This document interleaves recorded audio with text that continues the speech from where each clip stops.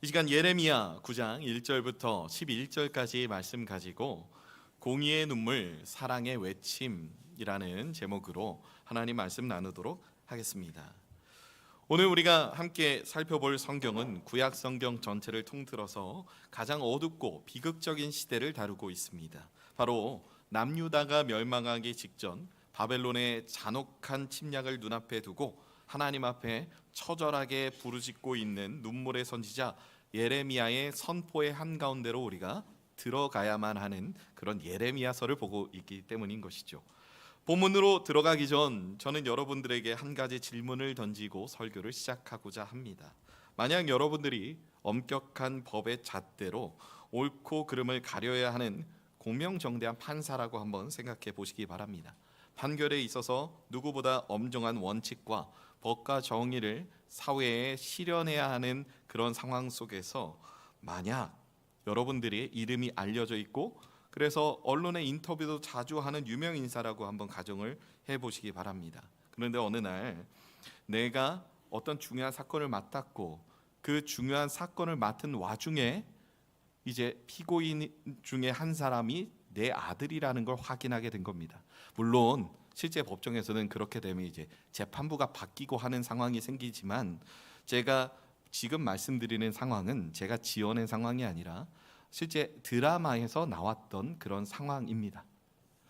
넷플릭스에서 몇 년 전에 방영되었던 소년 심판이라고 하는 드라마가 있습니다. 그 드라마의 이제 마지막 에피소드가 시험지 유출 사건에 이제 내 인생의 마지막 판결을 해야 하는 그런 사건에 시험지 유출 사건에 이제 수사가 지속되다 보니 나의 아들이 거기에 포함되어 있다는 걸 알게 된 아버지가 그 판결을 어떻게 할 것인가에 대한 문제에 직면하게 되는 것이죠. 만약에 여러분들이라면 나의 자녀가 그 범죄에 연루가 되어서 내가 판결을 해야 하는 상황이 온다면 여러분이라면 정말로 공명정대하게 나의 자녀를 치는 판결을 하시겠습니까? 아니면 그래도 나의 자녀니까 조금 봐주고 싶은 마음이 더 많이 작용하시겠습니까? 여러분, 이렇게 우리는 갈등할 수밖에 없는 것이죠. 누군가는 엄정하게 해야 한다. 누군가는 좀 봐줬으면 좋겠다. 저는 어떤 마음을 갖는 것이 틀렸다라고 말씀드리고 싶은 게 아닙니다. 여러분, 엄정하게 해야 한다는 것은 지금 내 마음속에 공의라는 양심이 더 많이 작용하고 있는 중이고 좀 봐줬으면 좋겠다라고 하는 건 사실 내 마음속에 사랑이라는 양심이 더 많이 작용하고 있는 상태일 것입니다. 여러분, 우리는 하나님을 가리켜 공의의 하나님 그리고 사랑의 하나님이라는 구분을 짓는 것들을 종종 보게 됩니다.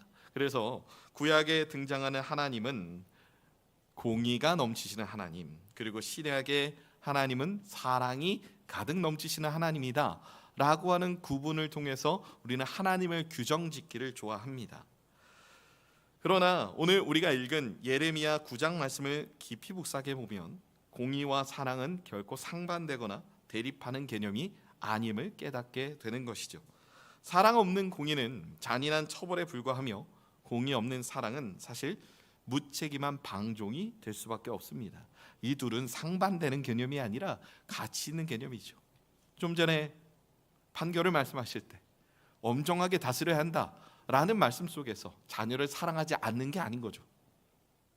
봐줬으면 좋겠다라고 하지만 이 봐줬으면 좋겠다는 마음 속에 뭐가 있냐면 잘못한 걸 아는 겁니다. 이 두 가지 마음은 늘 함께 우리의 마음 속에서도 갈등을 일으키는 하나의 중요한 요소가 된다는 것이죠.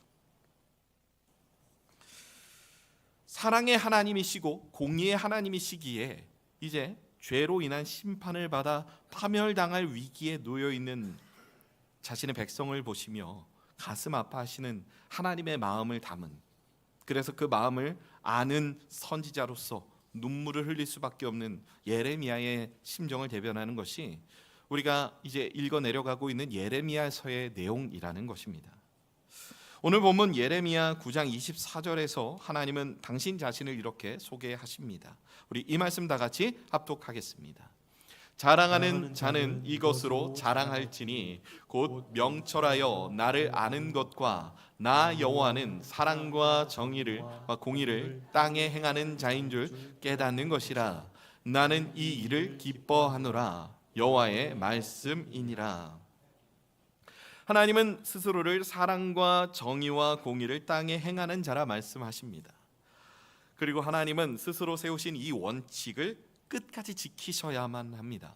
여러분, 하나님은 죄를 행하지 않는 분이 아니라 하나님은 죄를 행할 수 없는 분이기 때문이죠. 하나님이 스스로 세우신 원칙은 하나님이 스스로 깨실 수가 없습니다. 빛이 어둠과 함께 있을 수 없듯이 하나님의 선하신 성품은 하나님이 세우신 이 원칙에 따라 반드시 지켜져야만 하는 것입니다. 하나님은 공의 없이 우리를 마냥 사랑하실 수 없고 사랑 없이 우리를 공의라는 채찍으로 마냥 치실 수가 없는 분이라고 하는 것이죠. 오늘 선포되는 말씀 속에서 죄인을 심판하셔야 하지만 그렇지만 동시에 심판대 위에 올려져 있는 자신의 백성을 향해 바라보시며 목 놓아오시는 그 하나님의 아픈 심정을 깨닫는 저와 여러분이 되기를 소망합니다. 오늘 본문으로 들어가며 저는 이 본문을 세 꼭지로 함께 나누었으면 좋겠습니다. 첫째 내용입니다. 하나님을 떠난 삶은 진실과 평안을 잃어버린다라고 하는 것이죠. 오늘 본문의 첫 번째 꼭지로 함께 들어가 보기를 원합니다. 당시 유다 백성들의 영적 도덕적인 상태를 생각해 보면 한마디로 영적 파산의 상태입니다. 도무지 선한 모습이 하나도 보이질 않았습니다. 본문 2절부터 6절까지의 말씀을 보면 예레미야 선지자가 백성들의 삶을 바라보며 기가 막혀 탄식하는 장면이 나옵니다. 그 중에서도 저는 여러분과 함께 오늘 본문 4절과 5절을 함께 합독해 보기를 원합니다. 우리 4절과 5절 같이 함께 읽도록 하겠습니다. 너희는 각기 이웃을 조심하며 어떤 형제든지 믿지 말라. 형제마다 완전히 속이며 이웃마다 다니며 비방함이라.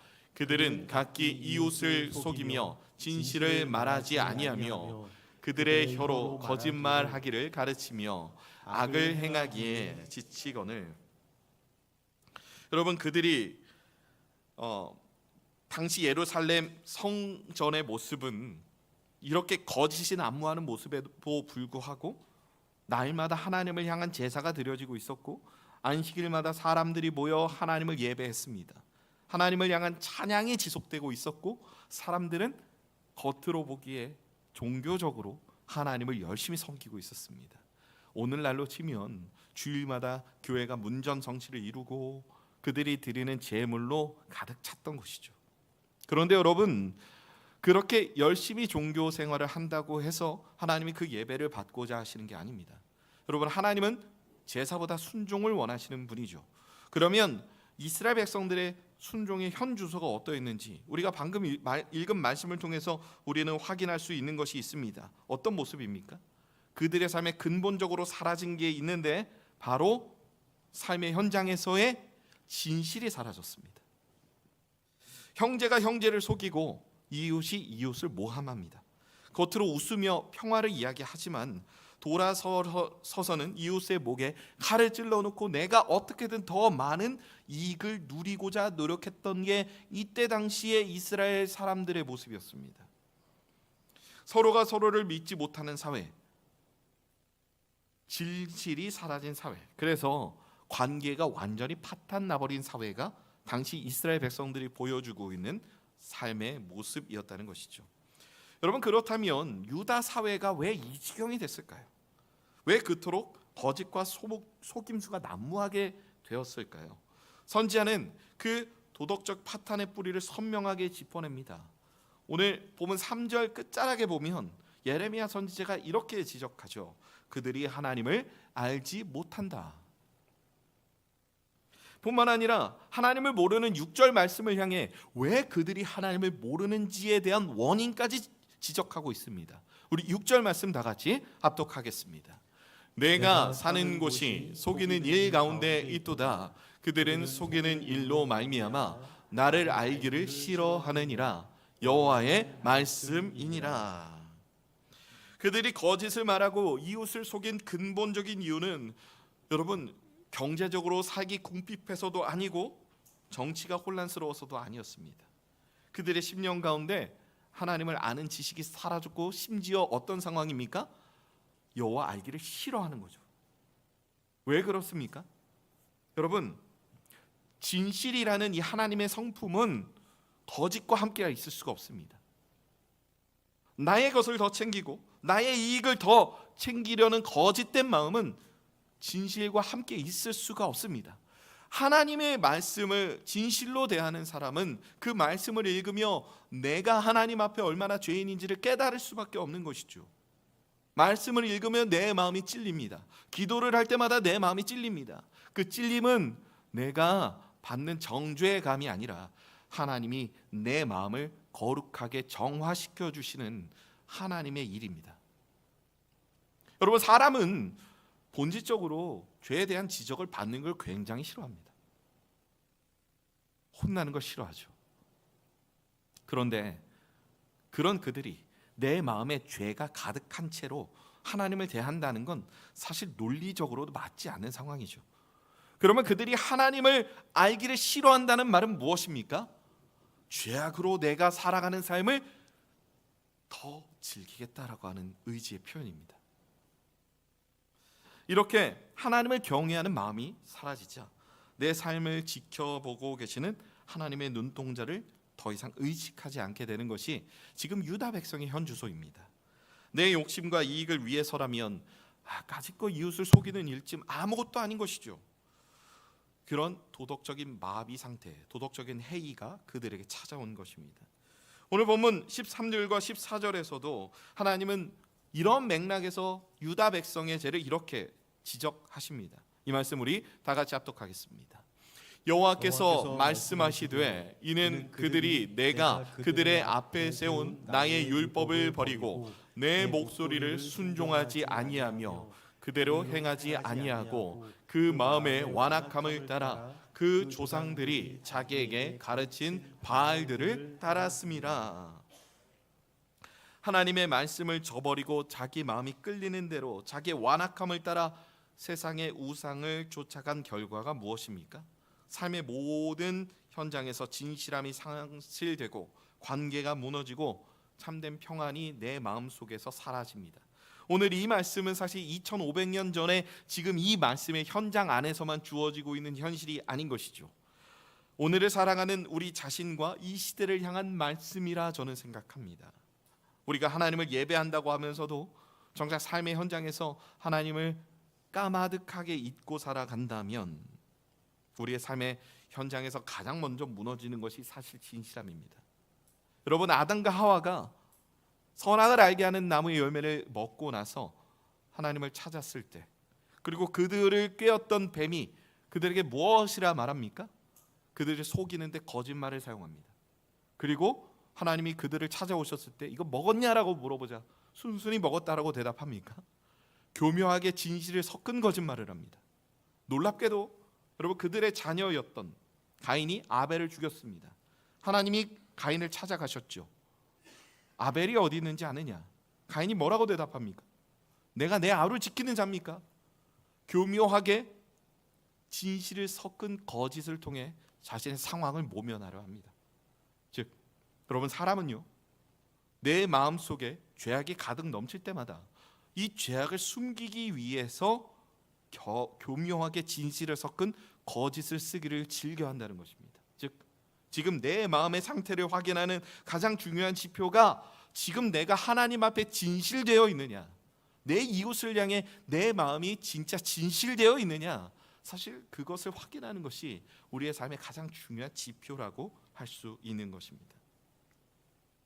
하나님을 떠난 인생은 세상의 온갖 좋은 것을 다 갖고 다 누리더라도 그 심령은 이미 진실과 평안을 잃어버린 황폐한 폐허가 될 수밖에 없습니다.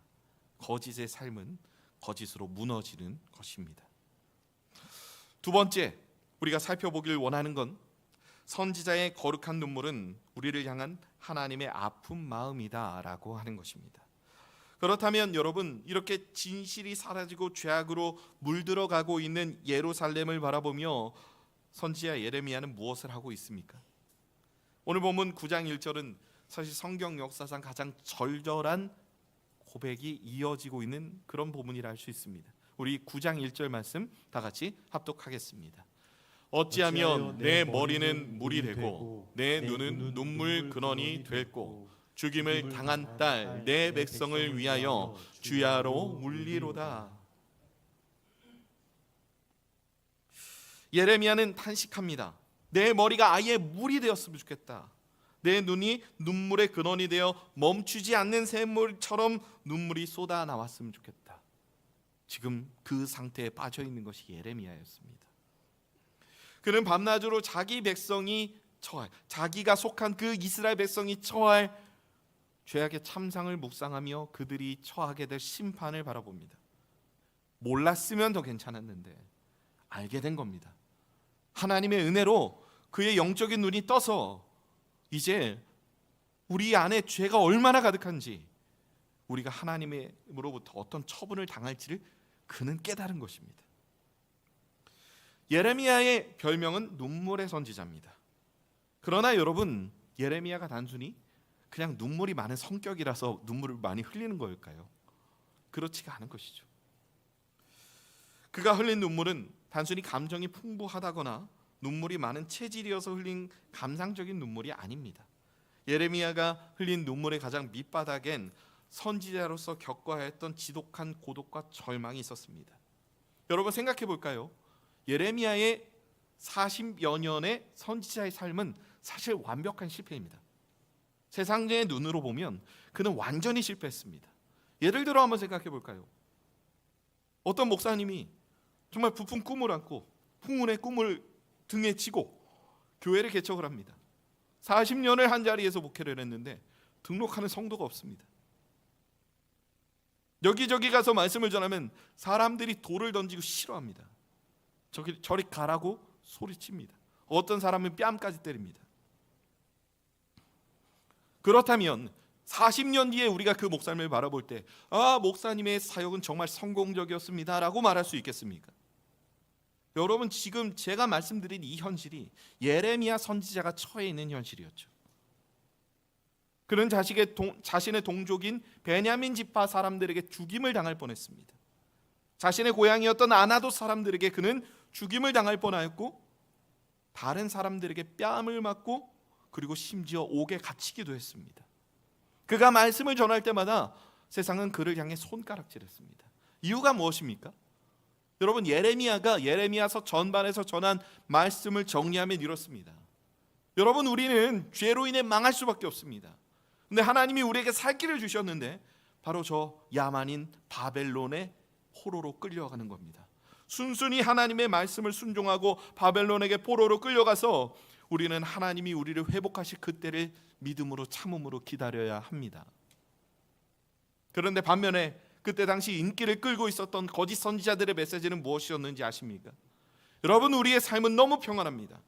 하나님은 언제나 우리를 축복해 주실 것이고 여러분이 하는 사업마다 다 잘 될 겁니다. 지금 우리가 잠깐 다른 나라의 침략을 받아서 힘들지만 결국 하나님은 자기 백성을 그대로 내버려 두실 수 없기 때문에 저와 여러분들을 구원하셔서 여러분들과 저에게 큰 축복을 내리셔서 큰 부와 명예를 결국은 얻게 하실 겁니다. 하나님은 절대로 자기 신의 백성을 내버려 두지 않습니다. 어떤 말씀이 더 듣기 좋으십니까? 예레미야가 전한 이 말씀.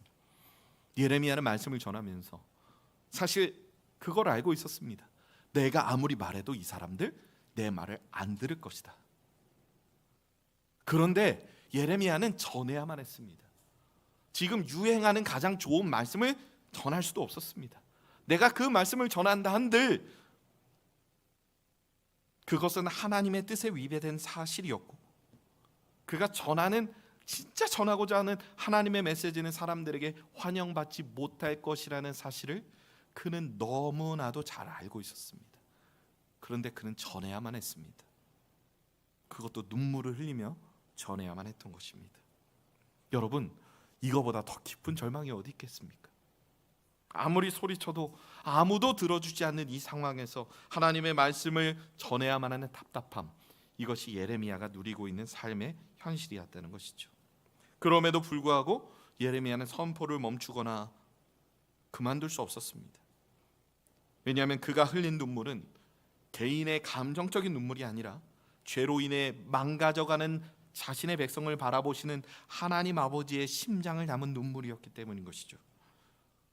하나님은 우상 숭배에 물든 유다를 향해 기어이 심판을 선언하십니다. 오늘 보면 11절 말씀인데요, 우리 11절 말씀 다 같이 합독하겠습니다. 내가 예루살렘을 무더기로 만들어 승령이 굴이 되게 하겠고 유다의 성읍들을 황폐하게 하여 주민이 없게 하리라. 여러분, 구약 성경에서 하나님이 이스라엘 백성들에게 이제 가나안으로 들어가라 말씀하시며 가나안 주민들을 헤렘, 진멸하라 말씀하십니다.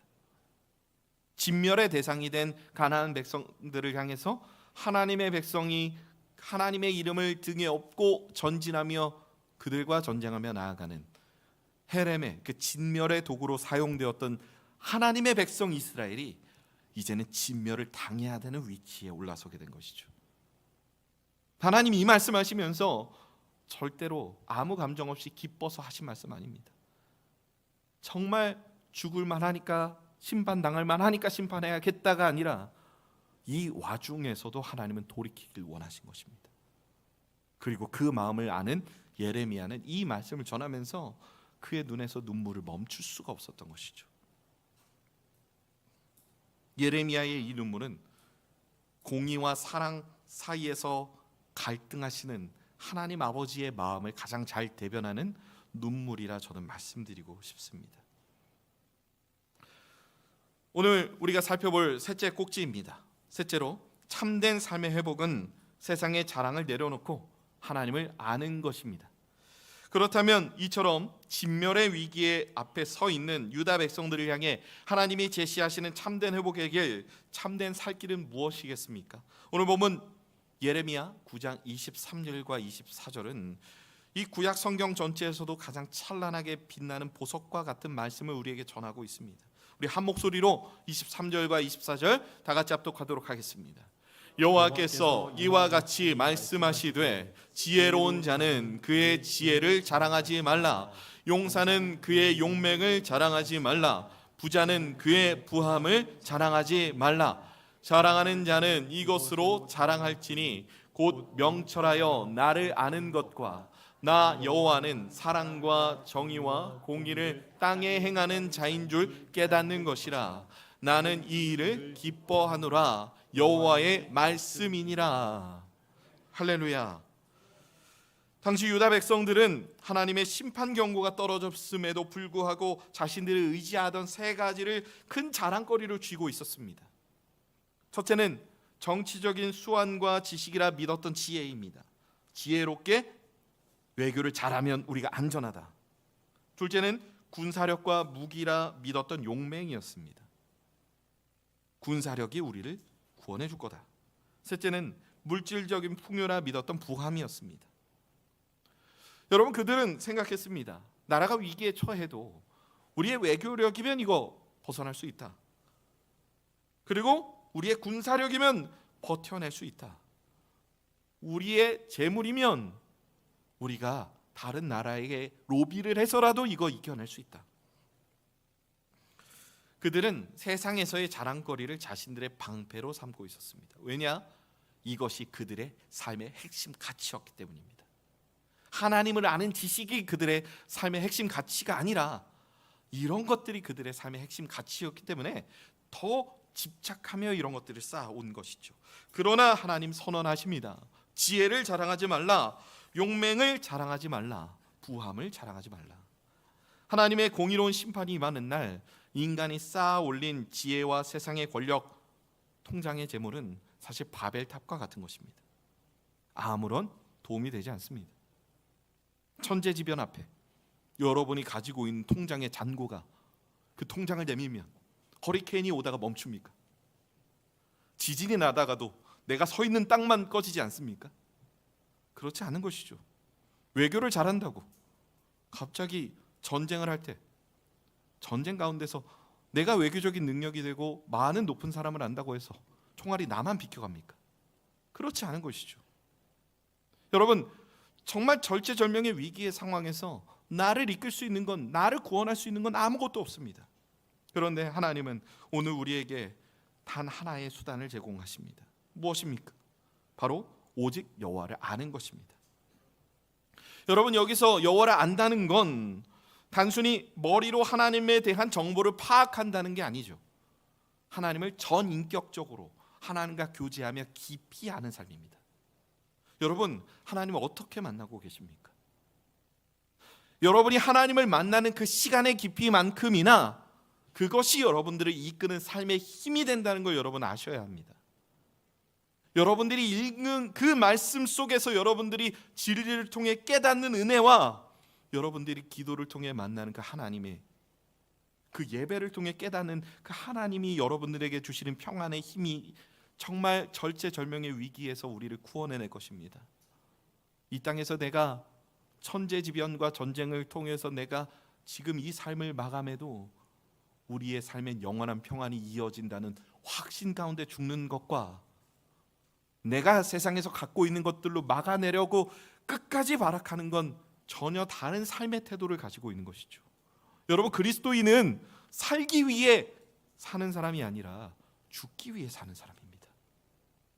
우리는 어떻게 잘 살 것인가 웰빙을 생각하며 사는 사람이 아니라 어떻게 영원한 삶을 향해 우리가 갖고 있는 이 유한한 삶을 바칠 것인가, 웰다잉을 향해 나아가는 삶이 바로 우리가 나아가야 하는 진리의 길인 것이죠. 저와 여러분의 삶이 그 길로 나아가는 온전한 하나님 아버지의 마음을 품고 나아가는 삶이기를 소망합니다.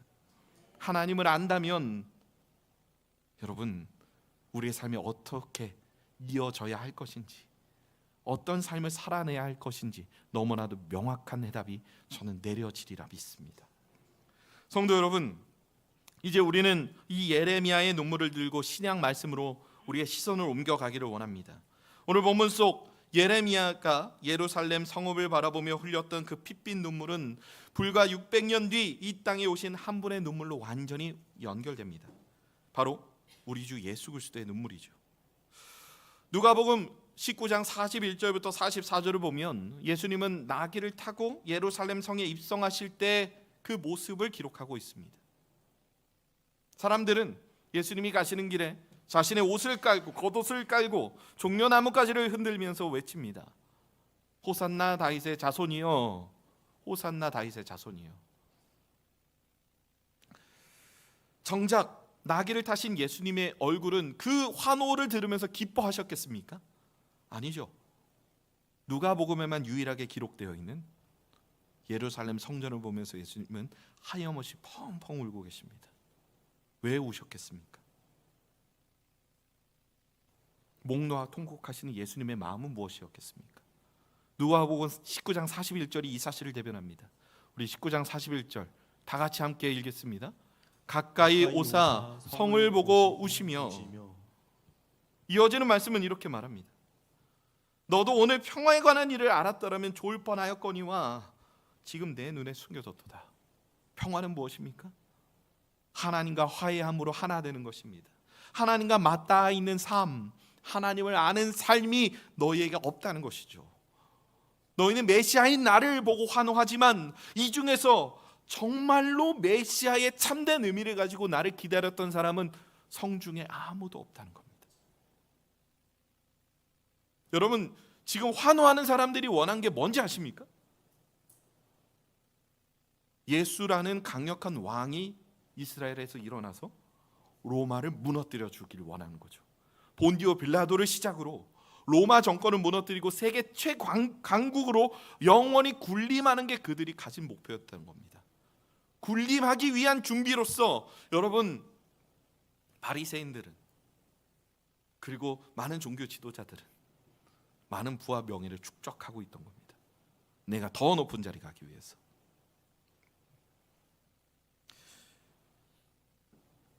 예수님은 며칠 뒤면 자신을 향해 저 예수를 십자가에 못 박으라는 그 메시지를 너무나도 분명하게 알고 계셨습니다. 평화의 왕으로 오신 예수님. 그런데 정작 예수 그리스도가 평화라는 걸 깨닫지 못한 백성들, 그 사실을 보며 예수님은 눈물로 통곡하실 수밖에 없는 것이죠. 결국 예수님은 그 평화를 십자가에 달려 죽으심으로 이루어 오셨음에도 불구하고 사람들은 아무도 그걸 못 알아본 겁니다. 성도 여러분, 구약의 예레미야 선지자는 안타까운 마음으로 밤낮으로 울며 기도하지만 안타깝게도 그 선지자의 눈물과 피로는 유다 백성들의 죄를 씻어낼 수도 없고 구원해낼 수도 없습니다. 하지만 예수 그리스도의 눈물은 단지 눈물에서 그치는 것이 아닌 것이죠. 그의 십자가 대속의 은혜는 진멸당해야 할 우리 대신 십자가에 달려 하나님의 온전한 저주를 감내하심으로 말미암아 저와 여러분들에게 영원한 평안을 주시기 위한 하나님의 진리인 것임을 우리는 기억해야 할 것입니다. 여러분, 그렇다면 그 진리에서 구원을 받은 저와 여러분은 앞으로 어떤 삶을 살아야 하겠습니까? 오늘날 이 말씀은 우리에게 어떠한 삶의 모습으로 나타나야 하겠습니까? 여러분, 오늘날 우리가 살아가는 세상은 온통 효율과 성과만을 이야기합니다. 이만큼 투자하면 이만큼의 성과를 얻어야 되고, 내가 이만큼 했으면 남들도 나에게 이만큼은 해줘야 된다. 여러분, 저는 오늘 말씀이 우리에게 강권하고 있는 말씀은 이 모든 효율과 성과를 내려놓고 도무지 수지타산이 맞지 않는 손해보는 투자를 하라. 저는 이 말씀이 우리에게 이렇게 말씀하고 있다고 생각합니다. 40년이라는 자신의 인생 모두를 바치고 그 누구도 내 말을 들어주지 않을 것을 알면서도 40년 동안 선지자 노릇을 했음에도 불구하고 나를 따르는 사람이 없었던 예레미야 선지자처럼, 여러분, 하나님의 잃어버린 영혼을 향해 우리는 수지타산에 맞지 않는 복음을 전파해야 할 줄로 믿습니다. 여러분 마음속에 묻어두었던, 오랫동안 기도했지만 하나님 끝내 들어주지 않는 것 같았던 여러분의 믿지 않는 가족이나 여러분들의 마음속에 품어두었던 한 사람이 있지 않습니까? 여러분, 우리는 기도해야 하는 것입니다. 40년 동안 전함에도 불구하고 안 들을 것 뻔히 알면서도 눈물로 기도했던 그 예레미야 선지자의 그 심정을 우리가 가져야 할 줄로 믿습니다. 저와 여러분이 온전히 그 심정을 가지고 하나님 아버지의 그 절절한 마음을 가지고 잃어버린 영혼을 옳은 대로 돌아오게 하는 그 마음으로 기도할 때, 여러분 40년 동안 해도 안 될 수도 있습니다. 혹자는 저에게 그렇게 항변하실 수 있겠죠. 제가 10년 20년 했는데도 안 됩니다. 물론 그 마음 압니다. 저도 저희 가족의 구원을 위해서 지금도 치열하게 싸우고 있습니다. 여러분, 그런데 30년 40년 해도 안 되더라도 그럼에도 불구하고 하나님의 마음이 어디에 있는지를 끝까지 묵상하며 그 길로 나아갔던 그 예레미야 선지자가 왜 그랬는지 우리가 그 마음을 소유하기를 원합니다. 잃어버린 영혼들을 향한 그 아픈 눈물 우리가 흘리기를 원합니다. 그들이 돌아오든 돌아오지 않든 하나님의 마음이 그들을 향해 있음을 전할 수 있는 메신저로서 그 복음 안에서의 삶을 우리를 통해 하나님의 그 절절한 마음이 드러나는 평화의 도구로 하나님께서 우리를 사용하시기를 소망하며 그 마음 가지고 나아가는 저와 여러분의 삶이 되시길 주님의 이름으로 축복합니다. 이 시간 우리 주신